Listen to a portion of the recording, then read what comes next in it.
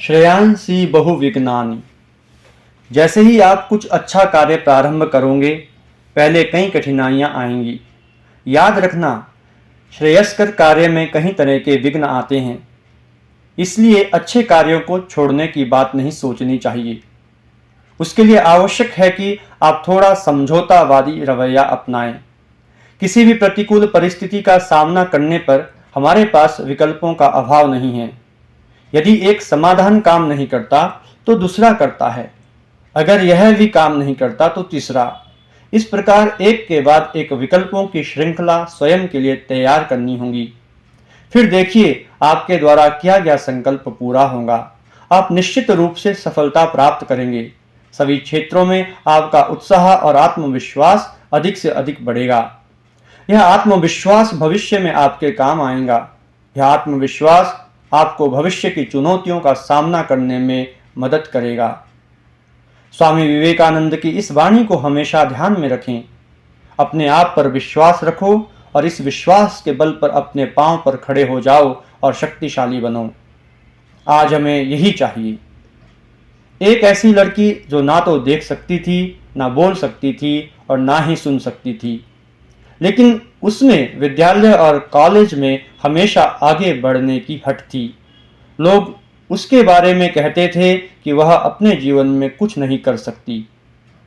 यह लड़की थी 27 जून 1880 में अमेरिका की अल्बामा में जन्मी हेलन केलर। 19 महीने की होने पर हेलन को एक भयंकर रोग ने आक्रांत कर लिया और उन्हें नेत्रहीन तथा मुकबधिर कर दिया। लेकिन हेलन ने हार नहीं मानी और इस चुनौती को स्वीकार किया। हेलन का अंतर्मन उनसे यही कहता कि तुम बहुत कुछ कर सकती हो।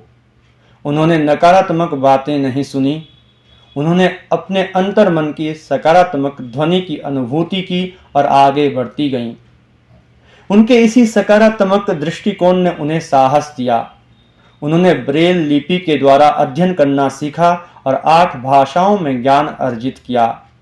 नेत्रहीन और मुकबधिर होने के बावजूद हेलन ने इतना ज्ञान अर्जित किया और अपने दैनंदिन कार्यों को करने के लिए कभी दूसरों पर निर्भर नहीं रही। वे अपना हर कार्य स्वयं करती थीं, जैसे रसोई में रखे बर्तनों को बिना देखे उठा लेती थीं और अपने लिए चाय आदि स्वयं बना लेती थी। आत्मविश्वास को बढ़ाने के लिए कुछ उपाय करने होंगे। अपने विचारों को किसी लक्ष्य पर केंद्रित करने का प्रयास करते रहें। हम कल्पना के धनी हैं, लेकिन अधिकांश समय हम उसका ठीक से उपयोग नहीं कर पाते हैं। इसके विपरीत इस शक्ति के दुरुपयोग के कारण हमें अनेक प्रकार की परेशानियों और कष्टों का सामना करना पड़ता है। हेलन ने अपनी दिव्यांगता की दीवार को लांघकर अपना लक्ष्य प्राप्त कर लिया। कुछ लोग कहते थे कि उनमें कोई दैवीय शक्ति थी जो सदैव उनका साथ देती थी। हेलन अपनी आंखों की अंधता का सामना करती हुई विश्व प्रसिद्ध लेखिका बन गईं। अपनी सफलता का प्रकाश पूरे विश्व में फैला दिया। हेलन ने 9 पुस्तकें लिखी। उनके लिखे प्रत्येक शब्द उनके हृदय की ध्वनि को प्रकट करते हैं। उनकी लिखी पुस्तकें इतनी अधिक प्रसिद्ध हो गईं कि उनका 50 भाषाओं में अनुवाद किया गया और पूरे विश्व में उनकी पुस्तकें सर्वाधिक बिकने वाली पुस्तकों में से एक हो गईं। हेलन की कलम ही उनकी बैसाखी थी। उन्होंने अपनी उदासी को स्वयं पर हावी नहीं होने दिया, बल्कि पीड़ा ही उनके जीवन की पतवार थी, जिसके सहारे उन्होंने जीवन की नदियां पार की। उनकी लिखी किताब आज इतनी बिकी कि वे गरीब से अमीर हो गई। हेलन केलर की पीड़ा उनकी लिखी पुस्तकों में स्पष्ट दिखती है। उनकी लिखी पुस्तक the story of my life जब छपी तो पूरे विश्व में खलबली मच गई। लोगों को यह पता चल गया था कि एक अद्भुत लेखिका ने इस पृथ्वी पर पदार्पण किया है। हेलन केलर के पास अंतर्मन की आंखें थीं। उनके द्वारा लिखी गई पुस्तकों को पढ़ने से यह पता ही नहीं लगता कि इन पुस्तकों को लिखने वाली नेत्रहीन हैं। उनकी लिखी पुस्तकों में प्रकृति का वर्णन इस सजीवता से मिलता है जैसे कि वे उन्हें स्वयं देख पा रही हों। हेलन केलर रविंद्रनाथ टैगोर से अत्यधिक प्रभावित थी।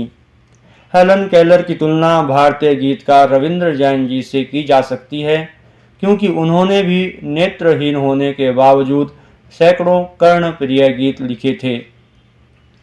हेलन केलर जैसी लेखिका के प्रेरणादायक जीवन से प्रेरित ब्लैक नामक एक फिल्म भारत में वर्ष 2005 में बनी।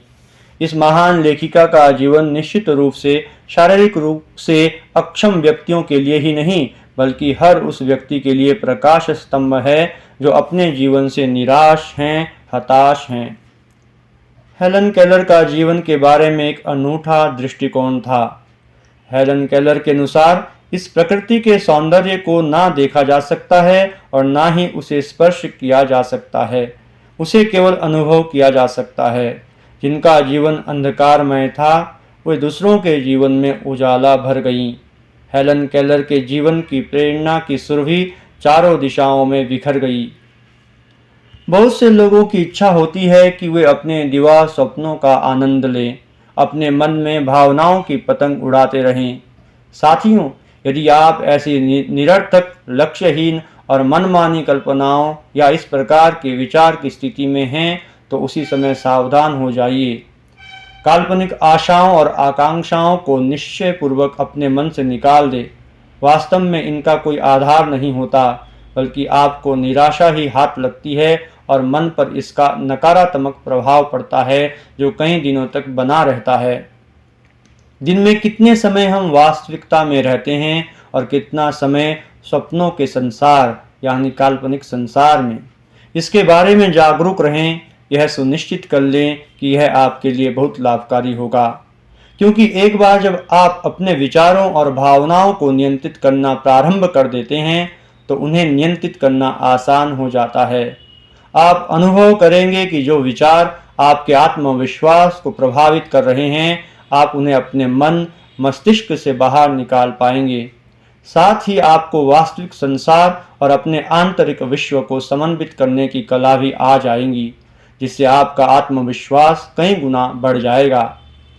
हेलन केलर के विचार थे, संसार की सबसे सुंदर चीजें ना तो देखी जा सकती हैं और ना तो छीनी जा सकती है, वह तो केवल और केवल हृदय से अनुभव की जा सकती है। जो कुछ भी तुम्हारे भीतर अच्छा है उसे अपने प्रयासों से प्रकट करो, लेकिन दूसरों का अनुसरण मत करो। दूसरे शब्दों में, हमें वह स्वीकार करना चाहिए जो दूसरों में अच्छा है, उसे हमें उनसे सीखना चाहिए। महान लोगों की जीवनियों की अनेक प्रेरक घटनाओं का अपना अपना महत्व होता है।